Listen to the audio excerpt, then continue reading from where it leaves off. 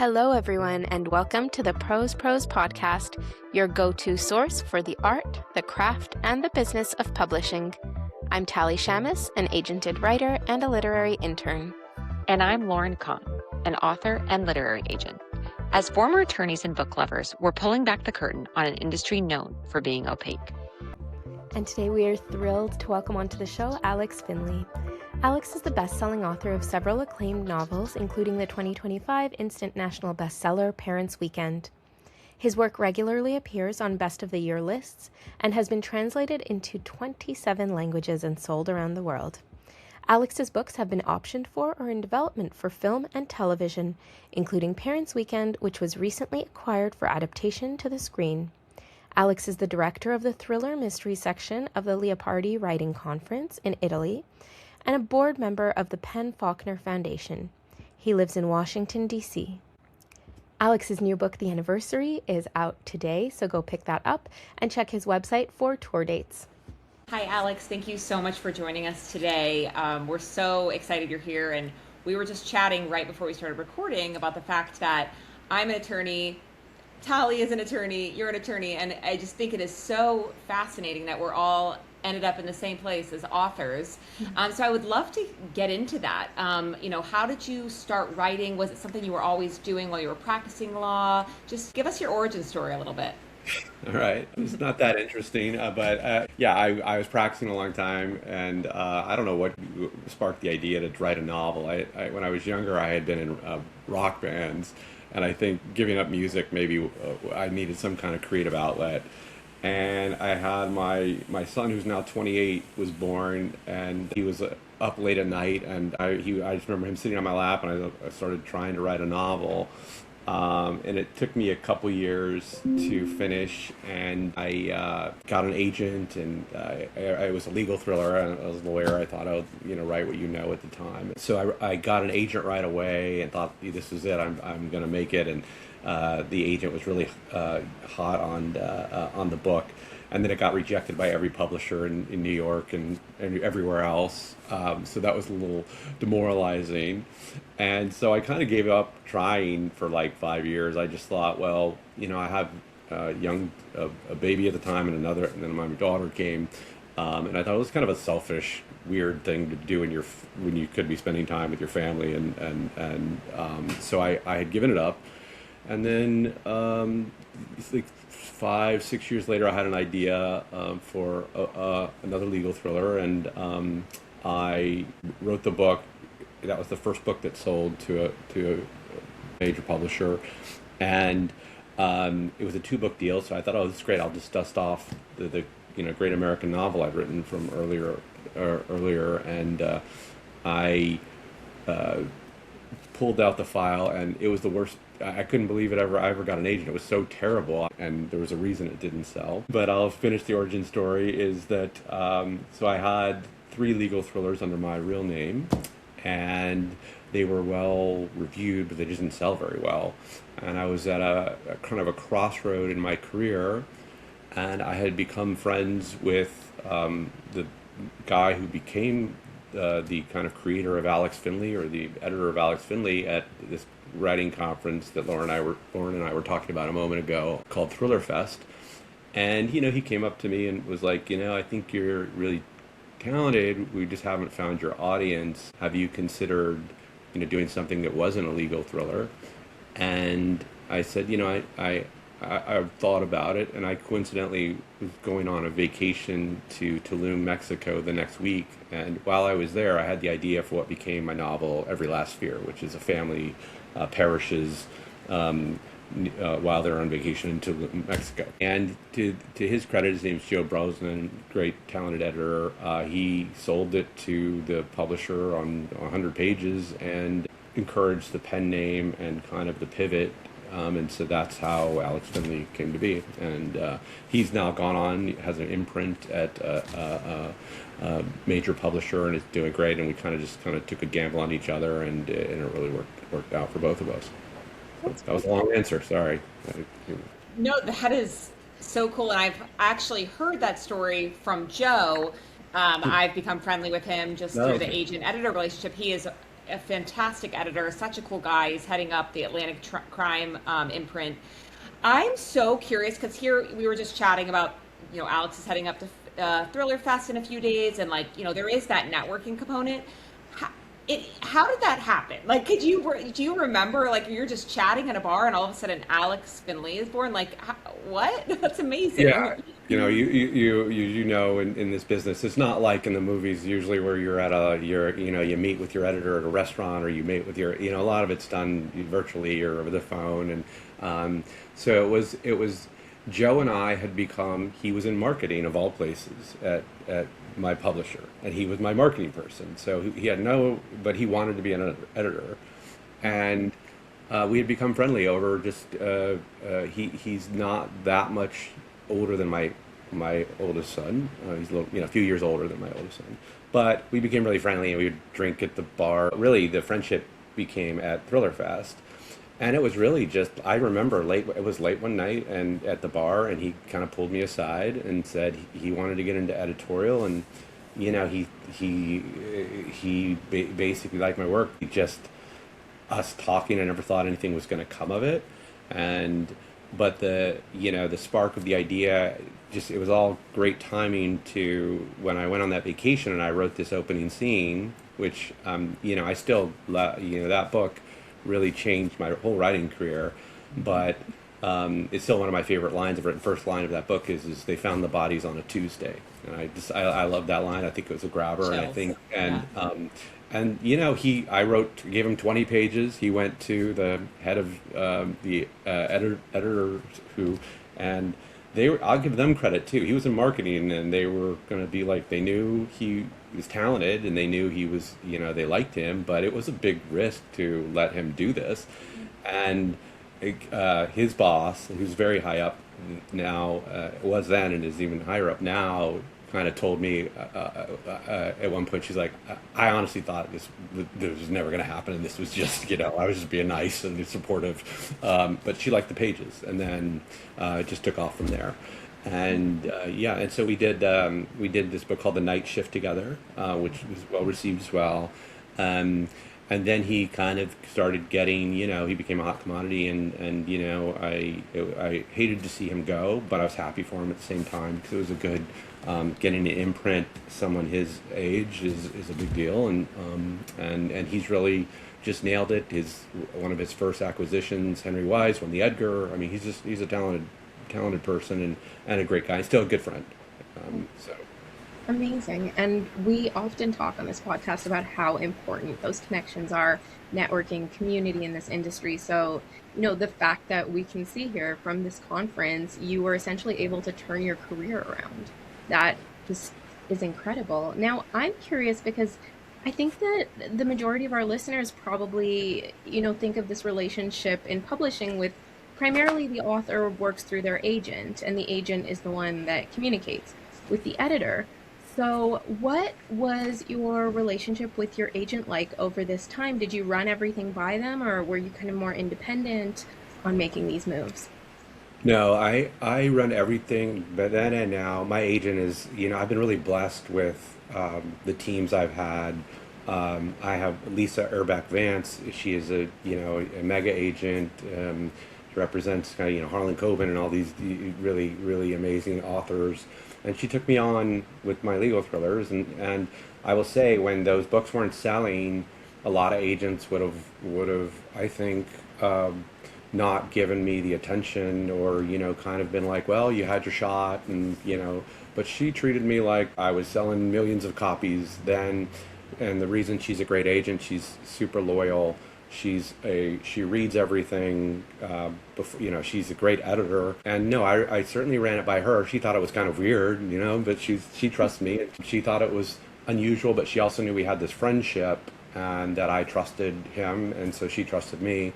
And then at some point, when it became the business side, she took over, because then it's awkward where he and I are buddies, and we have to negotiate the contract. So I basically said to both of them, we got to put the friendship aside. You guys deal with it like you would if I was just any other author. And he also, because he wasn't an editorial at the time, he was moving into it. I think there was a lot of there was a lot going on from the editorial side at the publisher, who were guiding him at the same time. And when he left, I will say too, he was really my current editor is named Catherine Richards. You may know she's terrific, and I just got lucky that Joe was really a big advocate of me and Catherine getting together, and it's worked out really, really well. That's amazing. Those editorial relationships are huge, and it sounds like you have an unbelievable agent. It's incredible. I mean, there's so much from this story that I hope listeners will drive impact from. Like, for one, yes, these in-person events still matter. I think so much of the world is online, and you think, oh, I can just do it all online. But that, person-to-person networking, getting to know someone, there is a reason like a lot of these big deals happen over drinks or over lunch. And also, I think the transition to your pen name is super fascinating. I've heard of other stories, like Riley Sager, for example, who I'm not actually sure what his real name is, and I won't out him, but he had, kind of like mid-list sales, and then when he decided to change his name and like kind of go out with this new debut, quote unquote, like his whole career changed. So does any part of you think about legal thrillers at all, or you're just like, oh no, I'm like commercial thriller all the way? After the Finlay books did okay, like they reissued, like in other countries, in England, they reissued the legal thrillers under Alex Finlay, when my real name really small underneath it, which is kind of weird. But so I reread them, and yeah, I mean, I feel like, and it's kind of, I don't know, cheesy is the right word, but kind of cliche to say, like, it took me not writing what I know and being under a different name to find, like, I think my voice as a writer. So it was just a strange process, and it took me a lot of books. And to your point about networking and all of that, I was doing this a long time. Like, I was trying to get published. I had, from that first book until I got published was, I think my first legal thriller came out in 2012. And then I had a book in 2015, 2016, or in that range. There's two other books. But before that, I'd had like 3 agents. I had the book that didn't sell. It took the first legal thriller was rejected by a lot of publishers as well. And it's, this is not for the faint of heart. I always tell people, like, you're a writer when you just keep doing this, like, despite all of this rejection and the heartache along the way. And there are exceptions. I have friends who, their first book, they blew it out of the park and got an agent really quickly and got a publisher really quickly. But I think the norm is, right, it's going to be a long road for a lot of us. But I think it also brings an appreciation to it that I don't take it for granted that that when things are going well, and when things, inevitably you have things, there's ups and downs in this business, and for me it happens, the movie's going to get made and then it's not going to get made, that kind of stuff. You just roll with it, and I'm just kind of like happy to be here at this point, and it's just nice to be at the party and people are buying my books, and I try and remember that when something doesn't go the way I like. I think that's a great mantra, and I love that you bring up finding your voice, because that's actually something that I really admire in your writing. And specifically, so let's talk about Parents' Weekend, because that's the one that I most recently read. I am so impressed by how every one of those characters has their own voice. You can tell exactly who it is by their dialogue, by their interiority. And I'm wondering, on a craft level, number one, can you dig into how you develop that a little bit? And number two, how do you keep track? Do you have an Excel spreadsheet? It's so complicated. Well, yeah, I mean, that, for anyone hasn't read my books, they tend to be multiple point of view. For Every Last Fear, it was about a family, and so we get the perspective of each family member, basically. And I like writing that way because it's kind of a puzzle pieces that all kind of come together. You don't know how they're going to, and you hope that they all kind of come together at the key points in the story. It also keeps it interesting for me as a writer. Like, if I get bored writing so-and-so, I can move to the next person. And so that's been my thing for all of these books. At Parents Week, and that was that on steroids, because it's like, for those who haven't read it, it's the story is about Parents Weekend at a college, and these five families, five kids in a dorm. Actually, it's my son's actual college, by the way, is where I said it. And it's Parents Weekend. They get the dorms arranged for dinners for these five families. The five families go there, and the kids never show up. And so the story unfolds over a weekend, and we follow each family member. The parents, we get their perspective. The kids, we get their perspectives. I don't know how many it is at the end of the day, and I will say it almost killed me in that it was so many point of views, and I thought it was going to get confusing. I was worried about reception of, like, how many people can readers keep track of. And so we worked hard to give them distinct voices, as you said. And I don't know if you've had Sarah Pekkanen, the writer, on this podcast, but I would love to. Yeah, we love her. She's a really good friend of my wife and mine, and she basically, I was really stressed out, and she sat with me for 2 days, like one day in person and one day on Zoom, for 2 full days, going chapter by chapter to help me make sure that we imprinted the characters with the voice, because I was super stressed out about the whole thing. And I have totally overcorrected in the next book. I have 2 point of views in the anniversary, which is coming out, because I was like, I need a little break from so many people. Yeah. Well, I have to say, I easily get confused, especially because I read a lot of fantasy where, we have a lot of characters brought in at the very beginning with very unique names, and I, at no point in reading that book, was confused. So certainly came together. Okay. Well, thank you. Thanks.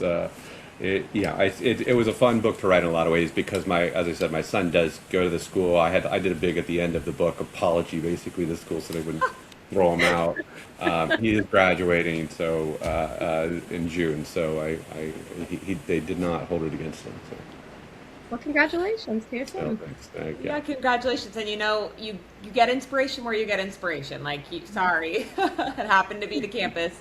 It is so cool hearing a little bit more about your craft. I would love to dig in more on how you draft. And I heard somewhere, and I don't know if you still do this, but that you draft while you walk on your phone. Yeah. It's funny you said that, because I was at a book festival last weekend with Greg Hurwitz, and this came up. And Greg's a great writer too. I still do it. I write the first draft of my scenes on my phone as I'm walking, and I used to be reluctant to say it, because it makes me sound like a total hack, like I'm writing on my phone. What is going on here? But it started with the law practice, like when I was younger and I was at a big law firm, and the only time I had to write was on the subway on the way to the office, and on the subway on the way home from the office. I'd tap on at the time it was a BlackBerry, if you can remember that. Probably not old enough to remember those, but Yeah. as I was walking, as I'd walk to the subway, and then I'd get on the subway, and I'd just stand and kind of like, I got very good at standing like you're surfing, like so you don't fall over while you're writing, and that's just how I did it. And I realized, like, during the pandemic, the first Finlay book was, I had finished it, and had to write the other one in a much shorter period of time. And I realized, like, why am I not able to write? And it's because I wasn't going into the office anymore. I wasn't going on these walks. So I started just, in the winter, I'd bundle up in a bunch of coats, and I'd go on these, like, really long walks down Connecticut Avenue in D.C. And, I'd look up sometimes and be like, well, I don't even know where I am, but it was just a process that I need. I still need to do it. And it really, at the end of the day, I think about the scenes before I know where the scene is going before I ever write anything, because I kind of write the outline in my head, or I see I know when it's ready to be written, because I haven't forgot what this scene is going to be, or what the gist of it, what the key dialogue is going to be in my head. So it's really just transcribing what's already in my head. And I just send emails to myself, which again, somebody at this festival said, there's a lot better ways to do this. If you're going to do this weird thing, you can have a Google Docs. But anyway, I email myself, and at the end of the week, I put all the emails in a Word document. I'll have like 20 pages. Maybe only 5 of it ends up, being usable or that I end up using. But for me, it avoids having to sit down in front of the blank page, which is kind of the hardest thing, I think, for me. It's just intimidating. You sit down, there's nothing there. Whereas, for whatever reason, when I go on these walks, I can just get this stuff out, and then there's just stuff to edit. And that's how I've done every book. My wife keeps worried. I'm getting hit by a car, and all these things. But I'm so far so good. I'm okay. So there are no outlines, no planning, just walking and writing.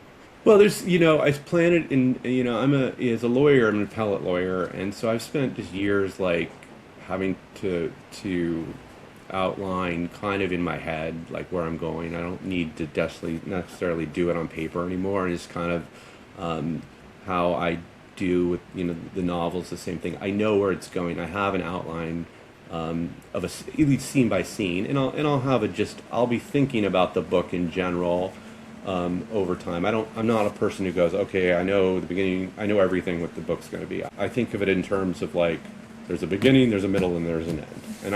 And I think of beginning is going to be 100 pages, middle 100 pages, end 100 pages. This simple way of thinking about it takes the pressure off of thinking of this massive thing.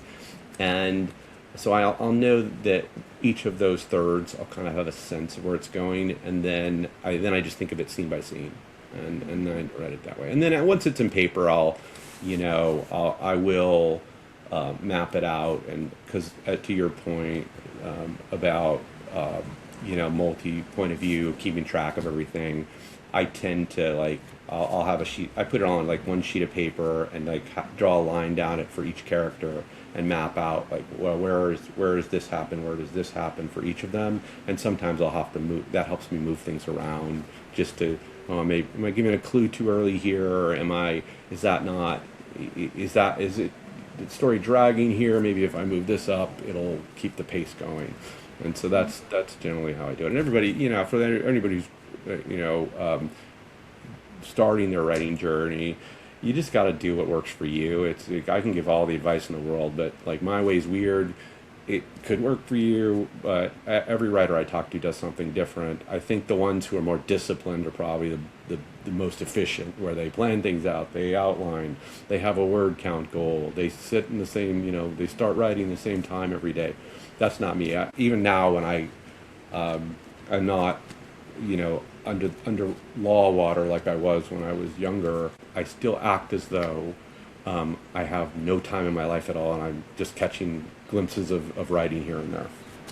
That makes sense. I think that is actually a really valuable perspective, because we have a lot of authors on this show, and their routines can be quite structured, where they sit down in the morning to write, or they need a certain number of hours when they're drafting. And I think that for a lot of people, especially who are newer to writing, can lead to this kind of mental block where you feel like you really need certain circumstances to be able to write. And so Lauren and I both have very young kids, and we have realized that, any time you can get, whether that's writing on your phone while you walk or any other method, any of them are, equally valid and quite valuable. So thank you for presenting that kind of different perspective. I think it has a lot of value to it. I also think it's really interesting that you bring up, how your mind works in terms of practicing law and how that's contributed to your writing. I wondered, Lauren and I were talking about this last night, whether it's different for litigators versus corporate lawyers, because both of us practiced corporate law. And so I wonder whether, having those skills in terms of speaking before the court and having a prepared argument, but having to tailor it based on what's going on, whether that kind of translates into writing and helps with your creativity. I think that, I'm a writing lawyer. Like, I'm the nerdiest lawyer. I'm not doing the big closing argument on like you see on TV or anything. I'm writing stories. I'm legal briefs. I'm taking a mass of material and trying to tell my client's story in limited amount of pages, and I always say I try and say as much as I can with as few words as possible in my legal briefs, and that's what I do with my fiction as well. I think it was great training because when you do an appeal, which is mostly what I do, sometimes it's an appeal of a trial that went on for a year, and you have to like figure out, all right, what's the important stuff, what's filtering down all of this mass of information and all these witnesses, and what's the key legal issues, and I think that working that muscle for so long, having to tell a story but pick apart this from a large mass of material, helps with the fiction in that, to your point about Parents Weekend, I couldn't have done that if I didn't have the legal training I did, where I take all these people and somehow it's understandable, hopefully, and the story comes together, even though we're hearing about it from all these different point of views. And so I do think that I credit my legal work with that. But again, there's some people who can do that and never had any legal training at all, and I think you bring to this kind of this weird job. It's your imagination combined with your experiences, combined with what's it take to get words on a page, and if you can harness all that stuff, then you probably have a book in you. I love that so much. You're really speaking my language, because I was a legal writing TA, and my professor that I worked for, his favorite phrase was omit needless words. And I feel like I hear that in my head constantly when I'm writing novels. But what's so crazy is that it was for, briefs. So that's just such a fascinating perspective, and I really have never put that together before. And I also love what you're saying about just getting words on a page. Like, you don't have anything to work with if you don't have the words there. And I think writers can be so precious about, okay, well, I need XYZ to be able to write. And I love all of these methods because it's just about getting words on the page, whether we're holding a baby, like Tally mentioned, or you're on a walk. So I would love to know, in your process, once you have this first draft, like, do you have then a process for editing it down? Like, what kind of comes next for you? Yeah, I'll circle back on this omit needless words. I really was going to get that tattooed on my arm, but my wife wisely taught me. No way. Yeah, it's Drunk and White. That's from. Yes, that's Drunk and White. I didn't want to get too nerdy, but I was like, it's Drunk and White. Yeah, it's Drunk. So, nerdy would have been having the tattoo that said omit needless words. Yeah, but what a cool podcast episode that would have been if you just flashed If I would have that. had it, that would have been pretty good. Let's just go back and pretend I do have it. Yes. Be more interesting. So let me get back to my editing process. So I tend to do it, I said beginning, middle, and end. I basically do the walking weird thing, type on the phone, dump it into a Word document, get probably 5 or 6 scenes. I think of each chapter like a scene in a movie, and then I will start editing that down. And once that's like all the garbage is gone and there's 20 or so pages, then I'll start on the next chunk. And then when I do the phone dump for the next chunk, I'll circle back and edit the stuff I did before, to get my head into it. And so it's constantly a lot of circling back editing. It's like reading the prior chapters, or reading everything up to the point of the new stuff, and then editing the new stuff, doing another chunk, circling back, and doing it that way. And so I'll have edited the book, in this kind of going back method a lot before I ever really finish it. And then once I have the full thing done, which is the part that's the part I really love. Like, okay, I have it like here. Now it's just an editing task, because I hate writing. I love rewrite. I like editing. And so then I'll I think there is just like, then you've lived with it for so long, you're missing stuff, you're not seeing things as clearly. That might be where some of the mapping out, outlining, like I will tend to go, okay, I have the full story, let me do on a sheet of paper, let me write one line for whatever chapter is achieving. So I'll do that, and then it helps you look at it and go, okay, I can't really condense down what this one chapter is doing. Maybe I don't need it, maybe it's just filler, and that's how I'll identify like some fat. and then it's just trying to trick my mind in different ways to allow me to get some distance. Some of that's just take a break from it. I don't always have the luxury of taking 3 weeks away from it, but if I can, I do, because you see all this stuff you didn't see if you can get away from it a while. But I also do other things. There's an app called Speechify, where I download the book into Speechify and I'll listen to the whole thing. You can pick, I have Gwyneth Paltrow's voice. She licensed her voice to them. And I'll have Gwyneth Paltrow read to me. And it's not going to take away audio book narrators, but it's good enough to, put in my car or if I go on a walk to listen to it, and I will hear things that I didn't read, and so that helps me. And then I will print it in paper as opposed to reading it on the screen, because you'll see things in that format. And so it's the kind of doing things to help yourself not get, because you kind of get bored with it a little bit, but also you're just not seeing things, get a different perspective with it. And so that's how I do it. And I again, this is one where you talk to different writers, and they do things in different ways. Julie Clark, who's great. Love her. She wrote what's her latest book? The Ghostwriter. Ghostwriter. Yeah. So good. She's so good.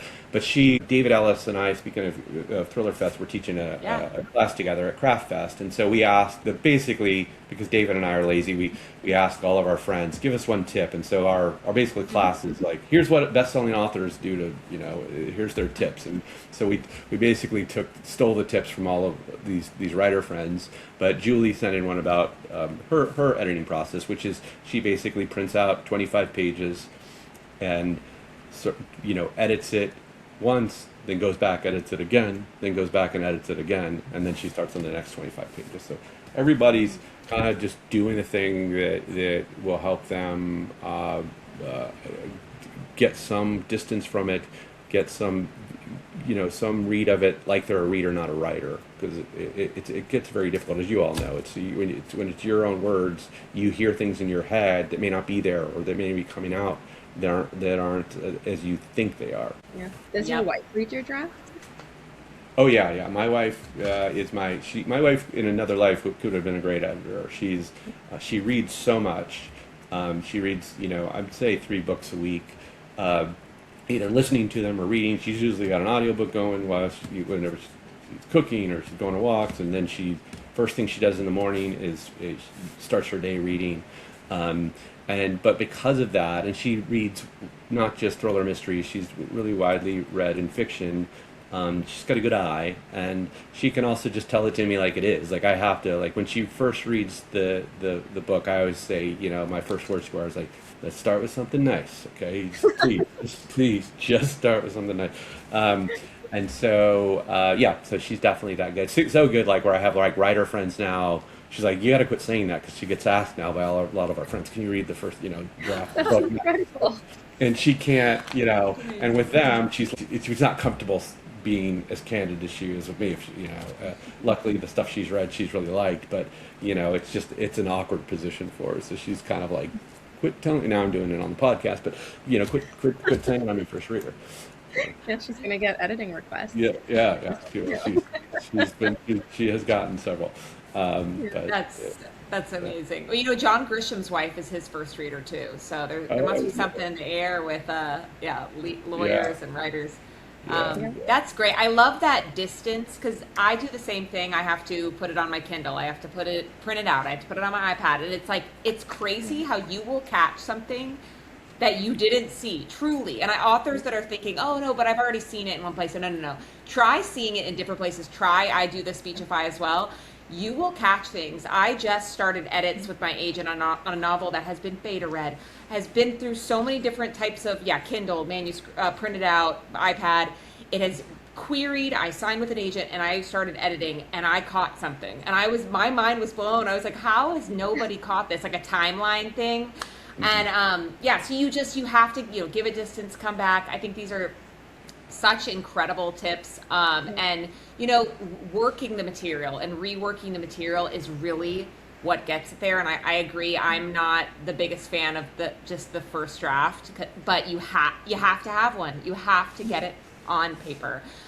So, I mean, you've already given so many amazing tips, but if you have any other tips to share, that would be incredible. Yeah, I mean, to your point, you got to get it down. You have like anything you can do to get it down because you don't have anything if you don't do that. So, and you know, I think that get it down even if it's terrible, even if you think it's crappy, you know, just finish Yeah. because you can fix it. You can't fix something that isn't there. But and then I just think it's as far as the editing process, I think going chapter by chapter and going, is this chapter, and some of my chapters like one page, you know, like so a scene, a chapter, there's no set, you know, formula anymore. Ask yourself, does this chapter tell me something about the plot or about the character? And are they important? And if they're not, you may not need that scene, even if you love it, even if it's the greatest, you know, visual thing you've ever seen, for a thriller mystery anyway.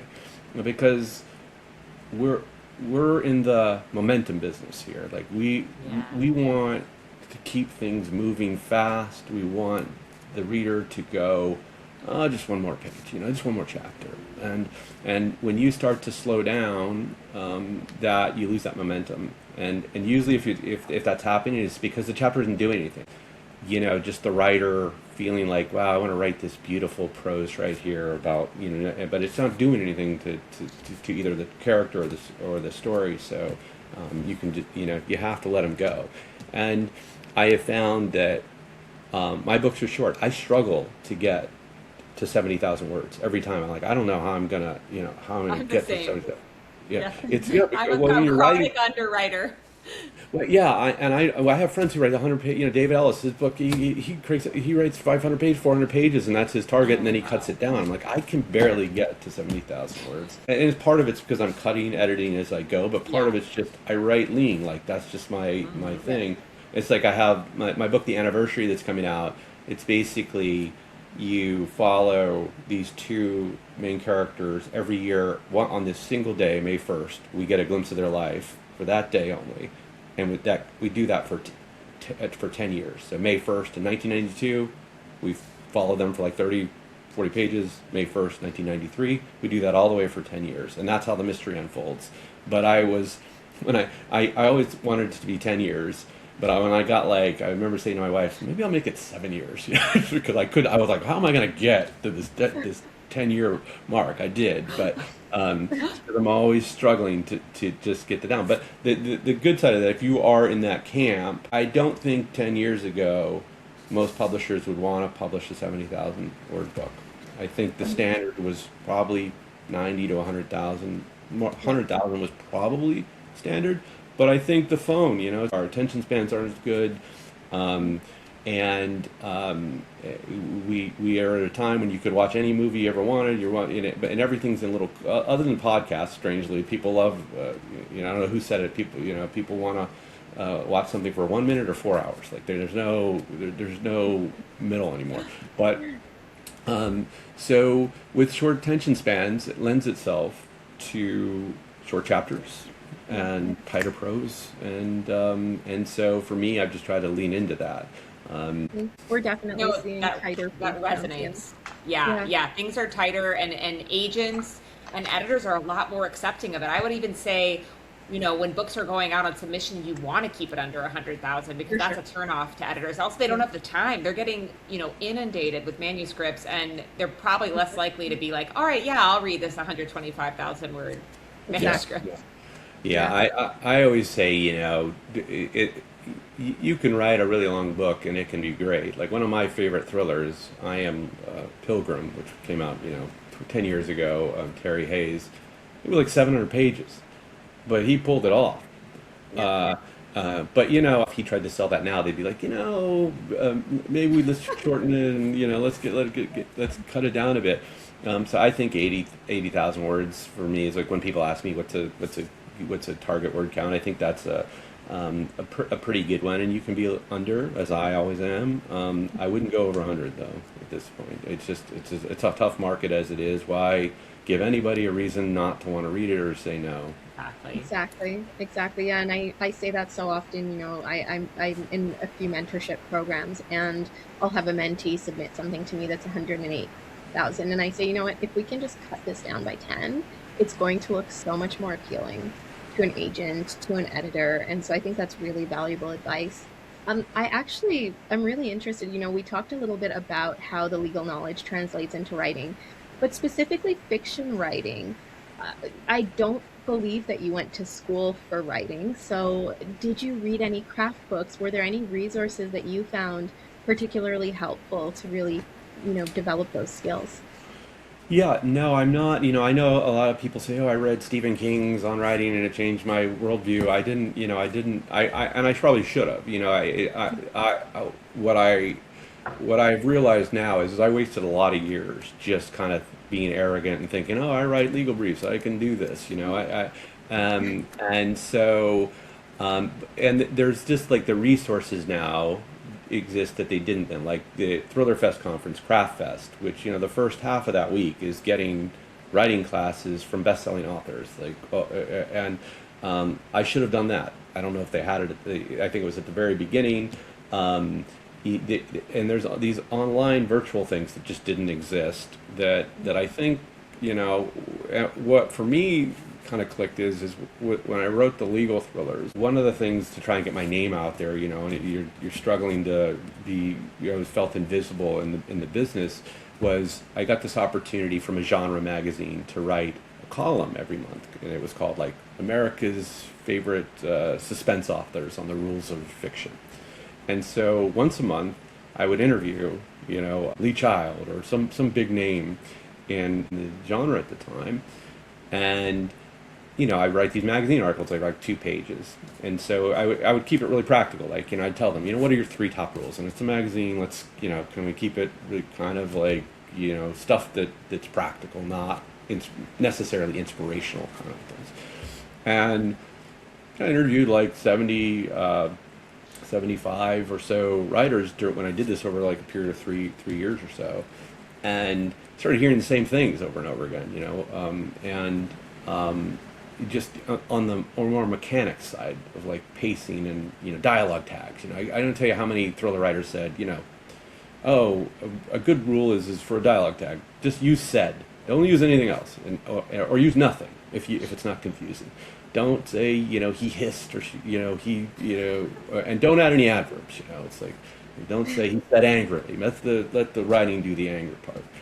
And so you start hearing these things over and over again, and they kind of started to stick. But I could have gotten all that if I had read a craft book or done these things. I just did this odd way of hearing it from all these really, prominent best-selling writers. And so that was my education in nuts and bolts, I'll call it, right? Thriller writing stuff.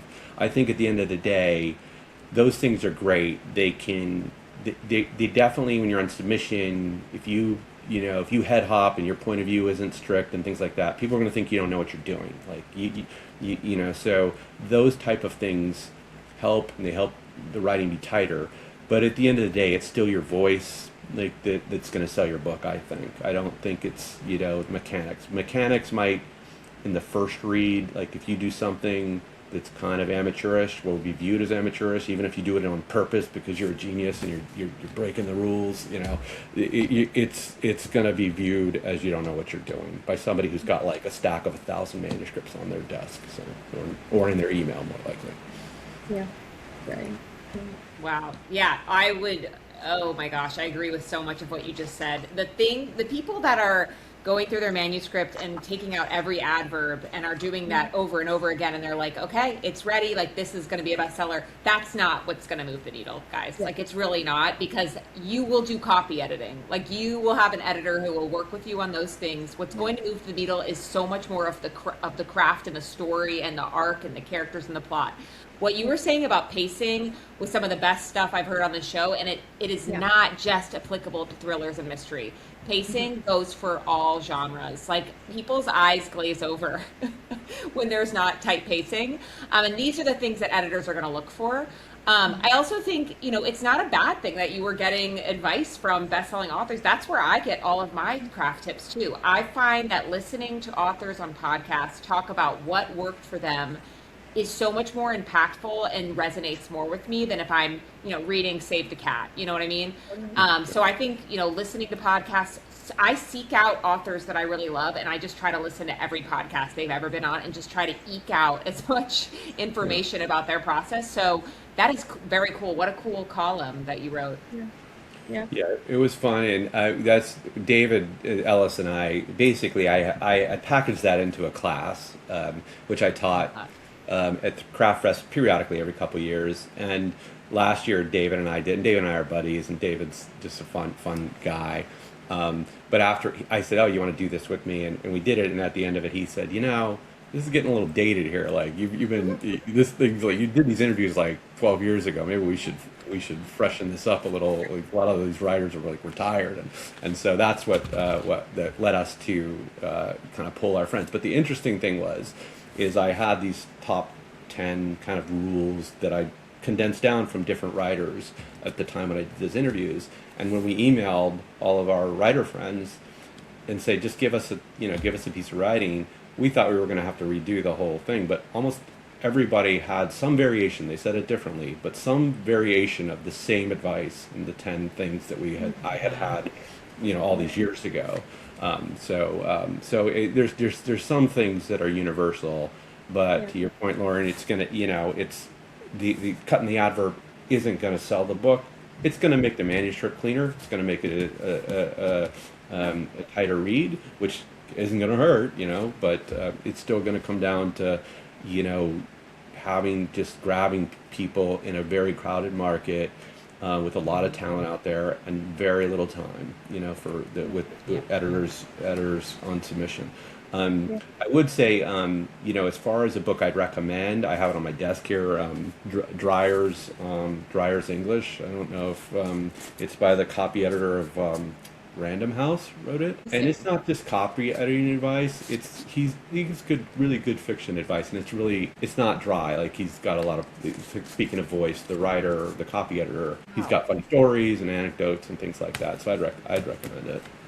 That's incredible. It's fantastic. We haven't had that book recommended before. I don't think so. That's awesome.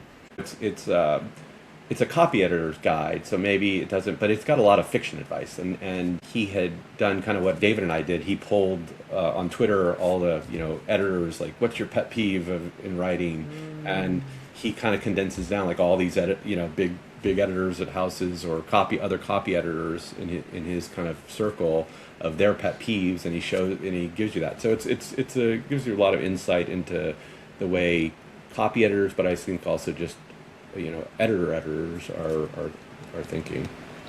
That's incredible. And I think that, I love that you bring up voice, because we've, again, talked about that numerous times, and it's one of the things that really will hook an agent, an editor, a reader at the end of the day above anything else. Does your character resonate? Do they jump off the page? Can somebody visualize who they are as a person? That and the concept, the hook, are really what's going to sell people. And I think that writers can really fall in the trap of tinkering. As Lauren said, if I just fix this, if I just fix that. But at the end of the day, if your book doesn't resonate with people and your characters don't resonate with people, it doesn't matter how beautiful the writing is, It's just like a legal brief can be beautifully written, but, unfortunately it doesn't resonate with many people. It's absolutely right. And it's the tinkering. Like, if you find yourself tinkering, there's a point you've got to go, okay, it's done. And it's either, I think that editors know in the first 10, 15 pages if it's purchasable.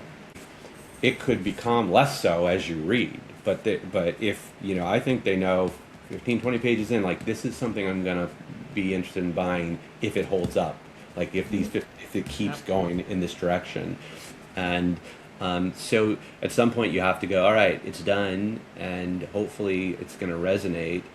And then as you're pitching, this came up at the festival with Greg Hurwitz, and he basically, you don't just want voice in your book, you want your query letter to have voice too, and a similar voice of the tone you're going for in your book. And that's like, I hate writing, I hate writing the jacket description. I hate doing all that stuff and I hate it because it's hard. Like, it's hard to capture things short and punchy and interesting. But you want to think about that in your query and in your summary of the book. It can't just be a boring, like, this book is about, the parents' weekend and it's a college. You have to add some of the voice from the story into it. And I read one years ago, like, back when I was querying, 100 years ago, it was done on paper, you sent a letter, you didn't do an email. But there was a book I bought where it was like query letters that got successful authors sold, so they I don't know, they somehow got access to query letters for popular books that at the time. And the one I remember is Nicholas Sparks' the query letter for The Notebook. It had the voice of, like, that. You could feel that book in that query letter, and I don't remember why. I don't even remember what it said, but I do remember thinking at the time, that's a good query letter. Like, that having known the book, and I think I'd seen the movie by then, it captured the kind of emotion that he was going for in that book, in that letter. So if anybody ever finds it, I don't know where I saw it, and maybe it's a false memory, but I tend to think that we're gonna find it. That sounds amazing. I need to get my hands on that.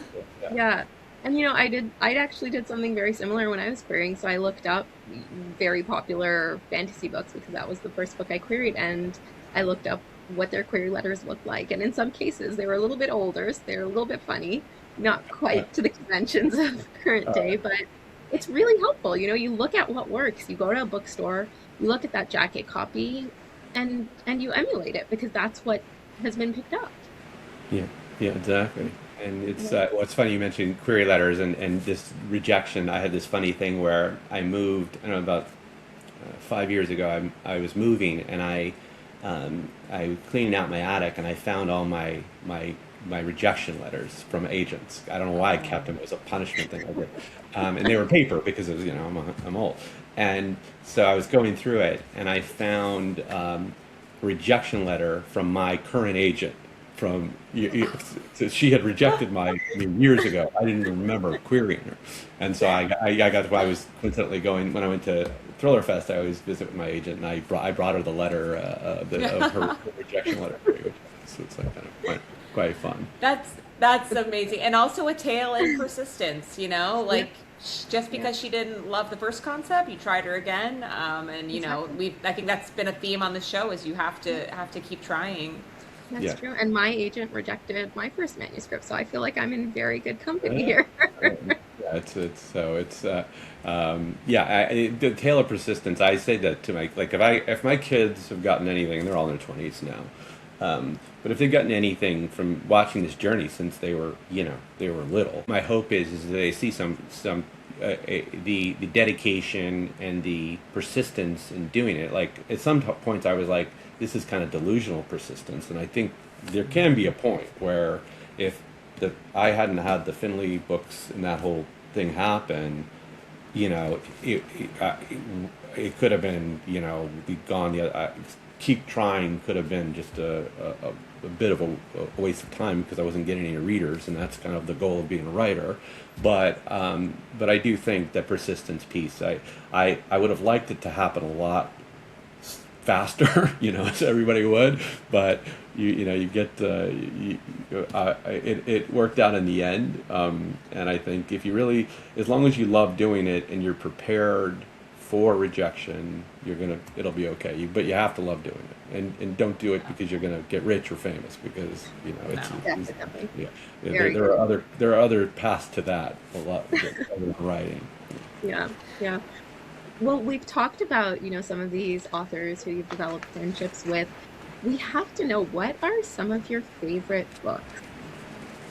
Oh gosh, I do a lot of blurbs now. So most of my leisurely reading at this point are blurbing other books. Although I did just read a great book that I highly recommend, not a mystery thriller, called the Paris novel, which I quite liked. It's but so I do a lot of blurbing. I try and focus on debut authors if I can, because it meant a lot to me when I had authors support me, particularly early on, when you kind of have this imposter syndrome, and just something about a established writer saying nice things about you, it just means meant a lot to me anyway. I just read Tara Liskowski's The Cold Read, which comes out, and it was great. I'm not sure when it's coming out. This is by far not a debut author, but a great Lisa Gardner. I blurbed her upcoming book called You'll Be Sorry, which was great. Lisa, like, talking about people who support writers, like, she blurbed my legal thrillers early on, supported me, did so many supported things for me in this kind of long journey I've had, and just as one of those writers who has been doing this since I think she was 17 years old. I think she got her first book deal when she was like 19, and just continually supports people. She doesn't, number one New York Times bestseller, does not need to be doing anything for anybody, but she's really great. I just read J.T. Ellison, another kind of veteran great writer. Her book's called You Know Why. And of course, I have to mention my buddy David. I'm not saying this just because he's my buddy, but David Ellis wrote this book called Look Closer, that if you're on Instagram, Bookstagram, like, people love this book, and I loved it. But his new one is in the same kind of thing. It's called Keep Them Close. It's coming out soon. So those are a few recent picks. Wow. And David's another attorney, so I just feel like we're going to continue seeing that. Judge. I forgot about that. You're right. Yeah. Wow. Yeah, he's a lawyer too. He was a lawyer for many years. But and he doesn't make me call him Judge Ellis, but I think he's thought about it sometimes. But, yeah. And we would be remiss if we didn't mention that the anniversary comes out today, the day this podcast is going live, May 12th. Right. Yes. Yep. Congratulations, everyone. Get your hands on it. And you will be at Thriller Fest. Well, actually, when this comes out, you will have just finished Thriller Fest. But if anyone's there and enjoyed a session with Alex, I'm so jealous. And we're going to get there one day, Tali. Yes, we will. Definitely have to. And I will be on right after Thriller Fest. I'll be out touring for the book. So if anybody's interested, the dates are and stores are on the website. And I'm excited to get out, and this book.